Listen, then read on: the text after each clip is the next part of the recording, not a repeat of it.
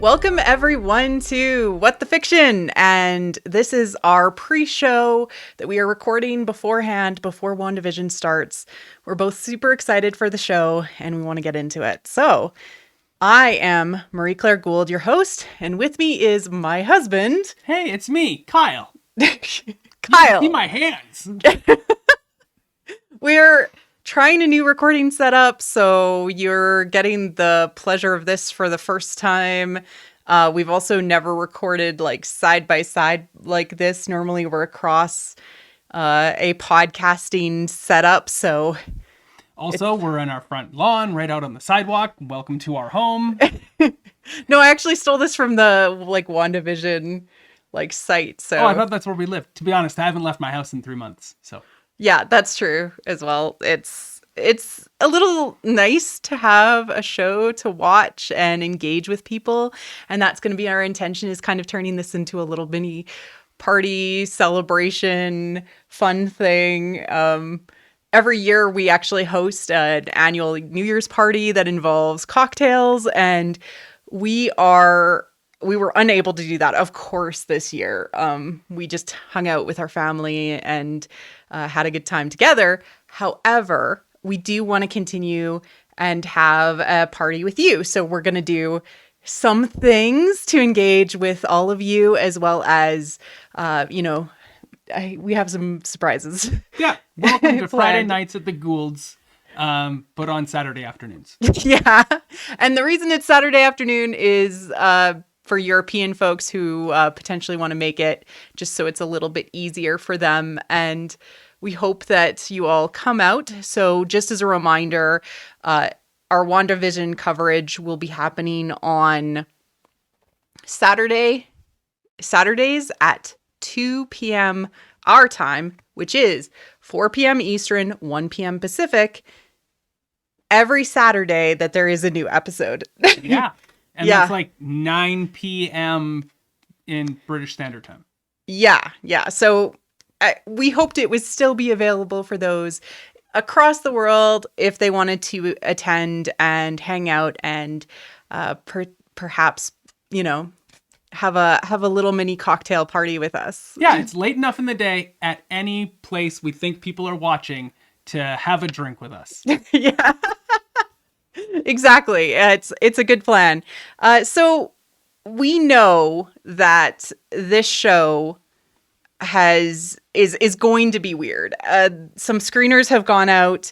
There are people who have literally seen 3 episodes of this, and their reactions have been super interesting. Hey, Kyle? I think really positive more than interesting. Like, yeah, I was surprised at just how violently positive the interactions and the whatnot has gone from it. I mean, a lot of people were like, wow, it's really funny. They were surprised at how funny Paul Bettany is. We haven't seen them. We're going to be watching them alongside you. It was really fascinating to kind of see the reactions come in from people who had actually seen the screeners. We know that this happens at some point after Avengers Endgame. Yes. Yeah, so... Although I'm surprised. People are shocked and surprised that Paul Bettany is funny. Like, the man is a comedic actor and cut his teeth on comedy roles to begin with. So yeah, I mean, Chaucer in A Knight's Tale is so funny. I think people were more surprised, the ones I read, that Elizabeth Olsen is as funny and madcap and is as dynamic and diverse an actress as she is to play such unique perspectives and unique role types each and every episode. That's the review I read, and now I have to be like, that's the bar at which I have to hold Elizabeth Olsen to? She's just an Olsen sister. She doesn't want to hear that. I don't think that I'm sure she's been compared with her older twin sisters her whole life. I don't doubt. Yes. She's an amazing actress so far from what I've seen her in.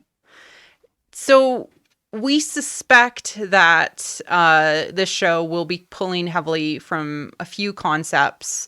A few of them are kind of when Wanda and Vision had their own comic series, as well as House of M, potentially, which was a comic run that handled the universe kind of when Wanda, through, I won't spoil it in case anyone wants to reach out and read those, but basically through her own grief and loss, she basically kind of broke the universe, which is, I kind of love that she's that powerful. Mm-hmm. Yeah.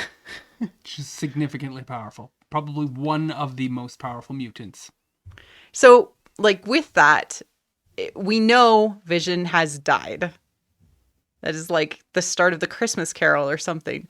It is important for you to know that Marley was dead. It is important for you to know that Vision has died. And so, is it going to be like magical where things can come back from the dead? Is it going to be just a hallucination that she is brought to life? I don't know what to expect. But I'm really, really excited because Paul Bettany and Elizabeth Olsen, their chemistry, although we've only had like a small iota of it. I was attempting to make a very terrible fan cam with the song. And so, like, I don't know if I'll ever release it, but I was pulling out all of their scenes together, which you can pretty much see all of their scenes together if you want to take 7 minutes and go and watch, or 14 minutes total, Wanda and Vision's little, what are they called? Legends on Disney Plus. You can go and watch them, and basically it has all of their scenes. So, like, they don't have a lot of time together, but what they did, they evoked a lot of chemistry, especially in Avengers Infinity War. Yeah. I think what I'm looking forward to most about the show is the dynamic between the two characters. I think that what we're going to get in a way that we have not gotten with the MCU yet is a real close focus on two of, well, my favorite superheroes. Yeah, absolutely. And because it's set as a sitcom, it's going to have like that focus on the family element and on, you know, the family being this, you know, utterly like different family, right? Much like Bewitched was about this made up, you know, family of a witch and a normal guy and the problems that they face. It's like they're an unusual family and they're trying to fit in with this sort of normal world to try and make some sort of semblance of this normal world that we both, I think, believe that she is crafted for herself. It has to be the case. Yeah. There might be some other elements. People have speculated, you know, a Marvel character called Mephisto is involved potentially. I mean, there is credence to Mephisto's involvement in the comics, and that has happened in the past. Mephisto has been involved, and part of his soul is actually the two children that she has is Mephisto, fractured pieces of Mephisto's soul. But I think that it's just her. She's just used her own powers upon herself. That is the simplest, most elegant answer. And we saw so much of it in Age of Ultron, where she put people into their own fears. Yeah. Right? She put people into their own worlds, and literally Thor walks into a feast. His mom is there. Like, I honestly think she's doing it to herself. I hope that that's actually what we find out. Mm-hmm. That she's done it to herself and she has to pull it out, or she has to make these decisions for herself. But I'm really looking forward to how the sitcom elements are going to blend with the mystery, and how it's going to, you know, is it going to be kind of like a quirky, almost like horror type aspect to it? Like, oh, what is this thing? You know, are there going to be horror aspects to uncovering the mystery about your environment? Because when things aren't right, it ends up bleeding into horror rather than thriller. And sitcom is kind of like a weird just juxtaposition to have with horror, you know, or mystery, you know? Yeah, it's almost that tragedy. And we watched him die kind of twice. And now, and he laid there. And what was great is, what did he go? He went all grayscale. And Yeah. we're opening in grayscale. And Yeah. are they trying to tie those two things together? Oh. He is in this black and white world, so she goes to a black and white world. To resurrect him from the dead. Yeah, and could this all entirely be his process of clawing back to reality, back to color? I mean, that's so cool. I don't think that's the case. I kind of wish it was, though. I mean, and that, like, I do want to talk a little bit more about the sitcom elements that I'm hoping to see. But I want to come back to that, especially in my hopes and fears for the show, because I think that I do have some hopes and I do have some fears. So I'd like to talk about those. Before we get into that, I mean, obviously Bewitched and like 80s sitcoms and 70s sitcoms, like we're going through the decades of sitcoms. What is your experience growing up with sitcoms? Like, when did you watch any sitcoms with your family, or did you sit down and... We got a TV in the family room when we first moved to Okotoks back in the late 80s, early 90s, and we watched a lot of Alf, and we watched a lot of Home Improvement, we watched Family Matters and Full House. Yeah. Those were generally the sitcoms I remember my parents wanting us to watch as a family. And so we would tune in every week and watch those 30-minute shows together. And my dad would laugh at the antics and the laugh of Alf and a lot of Home Improvement. I think my dad saw a lot of himself in Tim the Toolman Taylor. Yeah. I got into TGIF on ABC when I was... I don't know. It was 1990s, early 1990s. And, I watched Full House and when Family Matters joined and we had Steve Urkel. And I remember Step by Step as well, kind of near the end of when I was like, I'm not going to watch TV anymore on Friday nights with my family. I'm going to go and hang out with my friends on Friday nights instead. My teenage years, I didn't watch those as much anymore, but yeah, it was a big thing. We all sat down and so huge and like watched shows together as a family. And Dinosaurs was also on at one point. Gosh, Dinosaurs. Yeah, there's a sitcom that my parents insisted we watch every single night it was on. And I was thinking too, going back even earlier, there were some seminal ones. Seinfeld and Frasier were really important. Cheers was important before that, but it was a little older than my interests, so I don't really remember anything that was going on in it. But more than that, Family Ties. Family Ties, was huge with my parents. So big that my littlest brother, Dean, when he was all of like 5 or 6, he named the pet cat that we got. Actually, I think he's even younger than that. He named it Alex.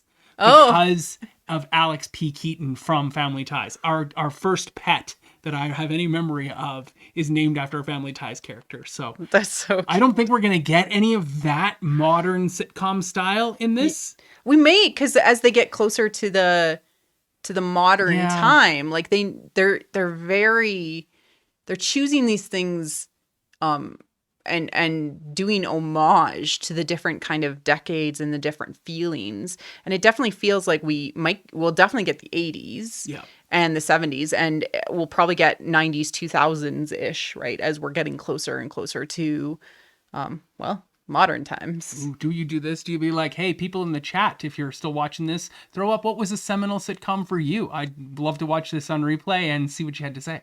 That would be comments. Yeah, on YouTube. That's fine too. Commenting in YouTube. I know YouTube, Twitch, not. I don't do anything. I podcast. No one comments on a podcast. Who comments on a podcast? There are some commentary that happens if people leave a review on iTunes. And if you're unable to watch the show, I'm actually going to be taking it and putting it as well on the What the Fiction RSS feed.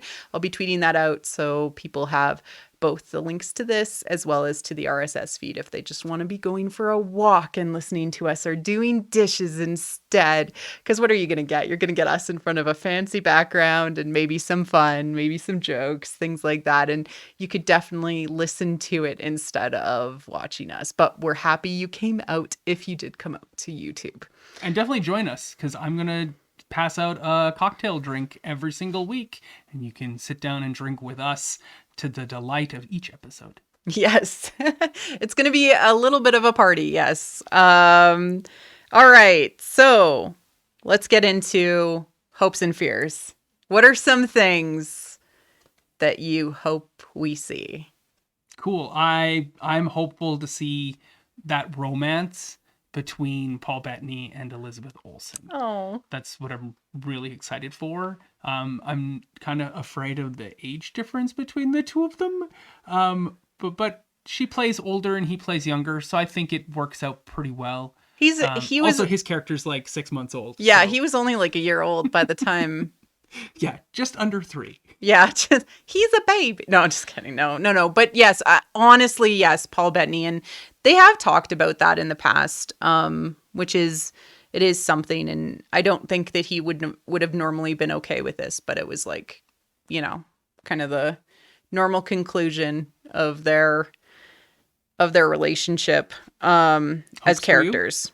Hopes. I hope it is something that is caused by Wanda, not something that is being done to Wanda. That is just like a power thing that, women often are afraid of their own power. And it's really satisfying to see a story where that power is unwieldy, causing problems, which we see kind of with flashes to Kat Dennings' character and Randall Park's character outside of the bubble in the trailers, Yeah. So it's like that's very satisfying to have this fear of whatever it is that's inside of you being overwhelming and very powerful, and then to figure out how to manage that power is a really important story. I feel for women to see.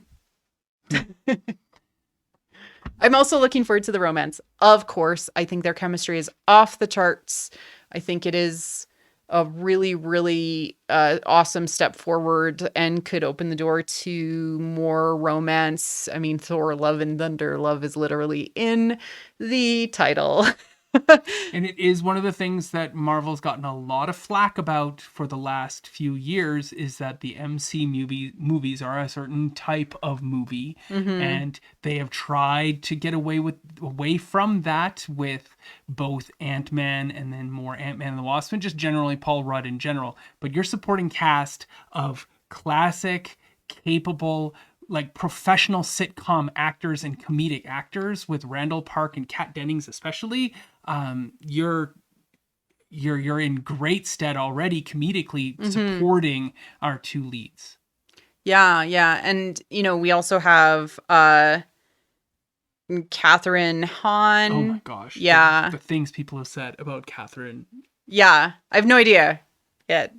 I'm super excited. She's supposed to be a nosy neighbor. There's a lot of speculation about what her character actually is, if she's stuck in there. I'm excited. I'm really excited about her. I kind of like the idea that people are like trying to like invade the bubble to get them out, and then they end up getting stuck in the simulation or in the fantasy world. I kind of love that idea. Like, it's like, now you're part of this. Yeah. Against your will. Also, Tsuut'ina, Paris, I think, is how you pronounce her name, and I apologize if that's not correct. We saw the little version of her. That's the news, that she is Maria Rambeau grown up, so she becomes a superhero and kind of follows in Captain Marvel's footsteps, which is just really awesome. I'm really looking forward to seeing what we get out of that character and how it all plays out, etc. Yeah. I think my fear is that this is going to be so good that we'll have such heightened expectations for Loki and Falcon and the Winter Soldier. Yeah. That we're like, well, where's our romantic comedy with Falcon and the Winter Soldier? It's a good question. Yes. Yeah. It's a good question.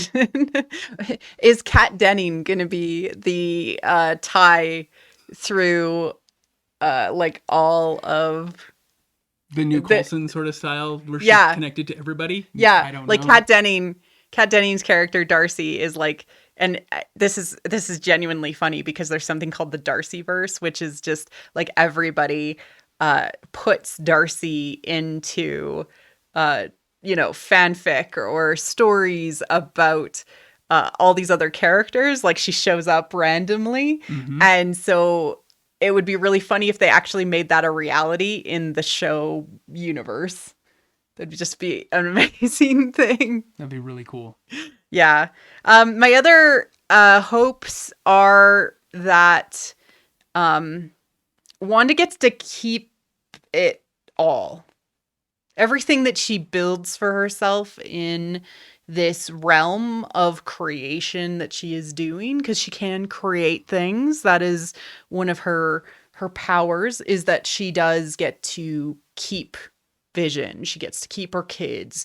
We know that's, we've seen them. She gets to keep the microwave oven. And she gets to keep the microwave oven. She gets to keep the house. I'm just saying, like, one of the disappointments I had about Wonder Woman 84 was that, having Steve come back was just kind of a temporary thing. And one of the heroic sacrifices that she had to make was to send him back, and he could no longer stay with her. And that's really dissatisfying for women who are told that they have to choose between love and job. They have to choose between love and happiness and family, and following your calling as a superhero or as a person that just works for a living, or a person that is exploring or, trying to save the world in different ways through art or through music or through creation or just living your life. You have to choose career over family. And that's a really dissatisfying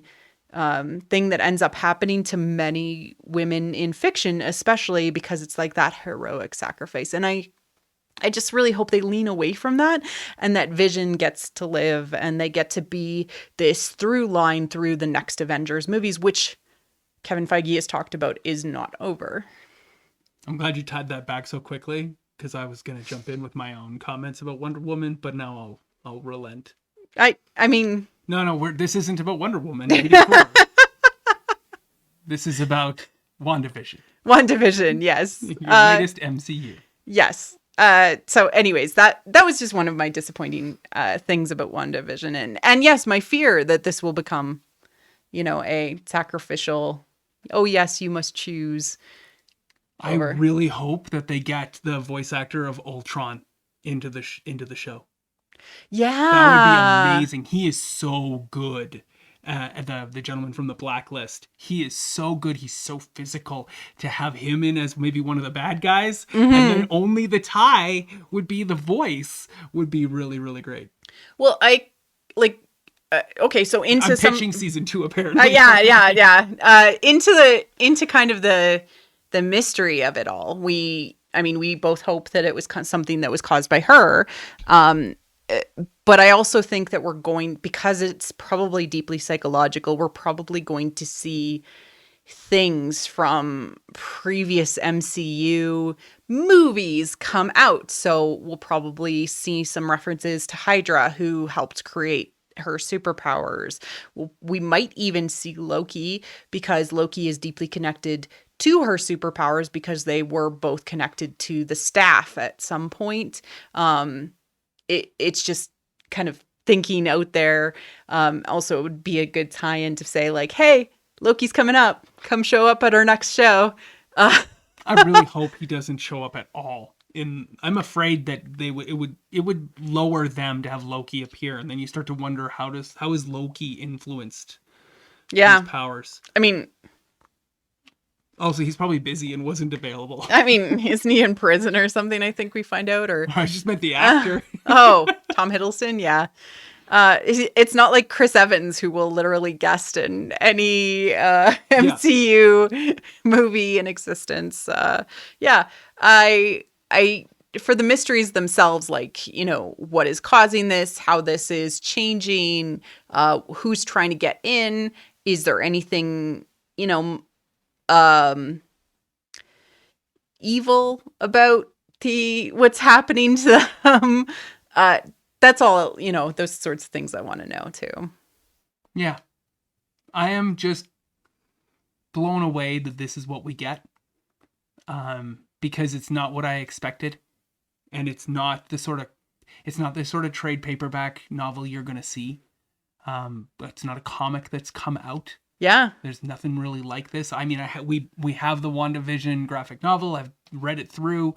Most of the time, Wanda is knocked out and laying unconscious while bad guys talk about her. And Vision complains about trying to save the day. And then the bad guy uses Wanda against Vision as a last-ditch effort to try to defeat Vision. And then Wanda realizes, hey, well, that's the guy I love. And that's the end of that. And it's all over. So...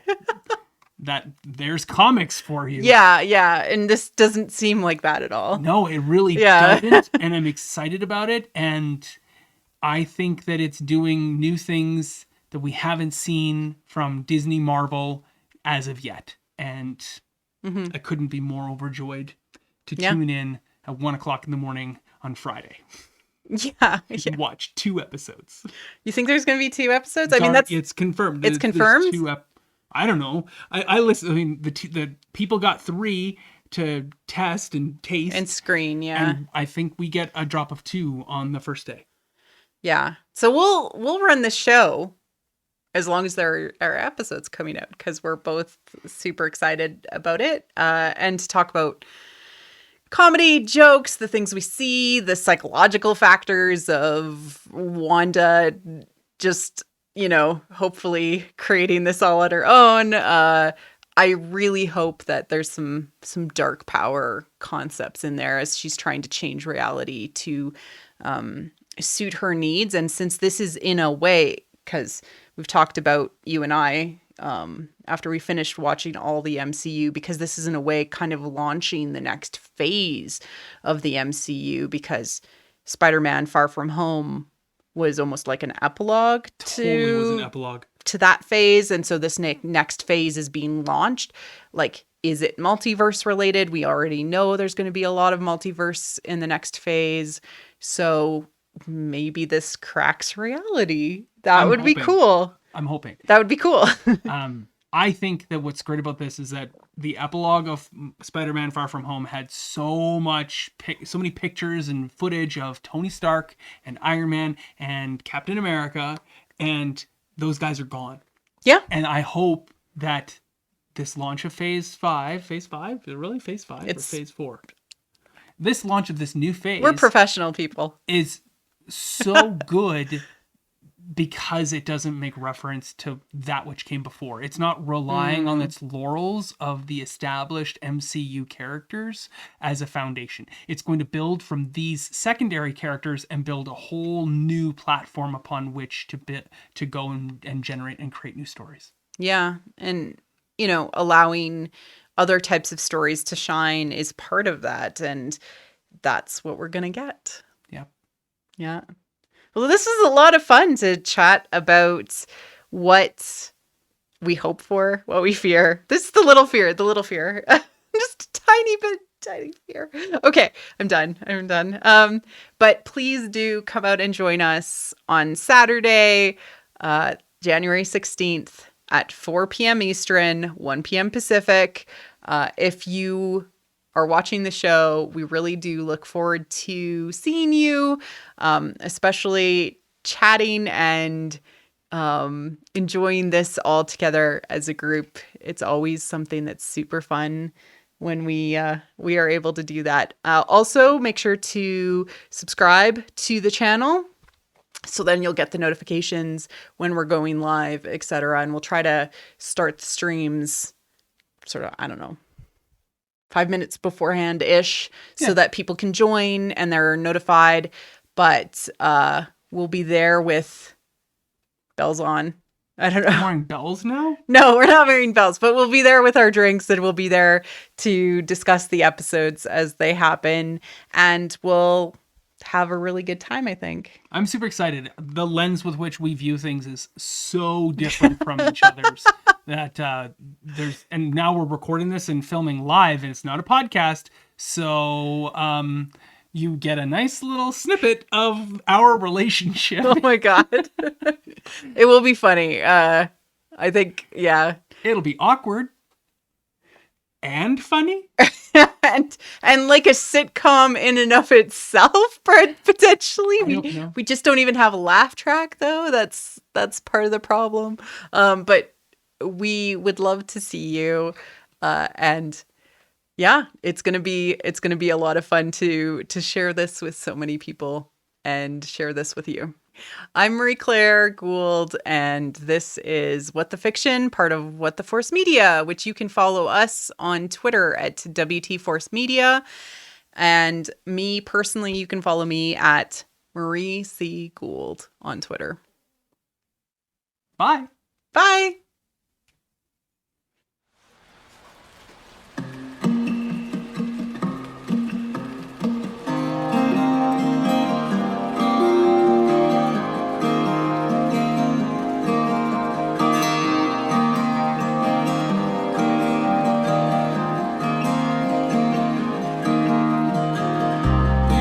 On the edge of a dream, two souls meet in the place between. Awake and asleep, looking for answers. The forest floor, the snow, the sea. Too close, it seems.